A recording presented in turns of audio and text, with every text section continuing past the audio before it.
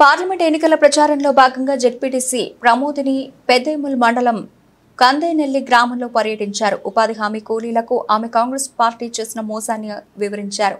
6 గ్యారెంటీలు ఇస్తామని ఇప్పుడు మొండి చేయి చూపారని ఆమె అన్నారు. బీజేపీకి ఓటు వేసి వృధా చేసుకోవద్దన్నారు. బడుగు బలహీన వర్గాల అభ్యర్థి కాసాని జ్ఞానేశ్వరిని భారీ మెజార్టీతో గెలిపించాలని కోరారు. మహిళా కన్వీనర్ శకుంతల, స్థానిక నాయకులు కార్యక్రమంలో పాల్గొన్నారు.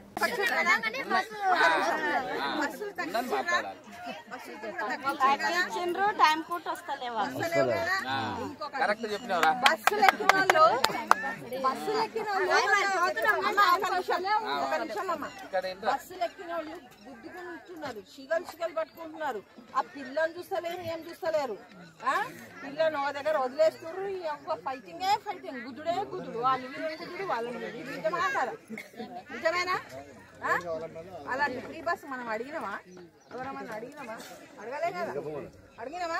మన సంసారాలు వదిలేసి వెళ్ళిపోతున్నామా? ఏమైనా ఊర్లలో కాబట్టి ఏ గ్యారంటీ రాదు, ఏమీ రావు. వాళ్ళు చెప్పిన 6 గ్యారంటీలు మళ్ళీ ఆగస్టు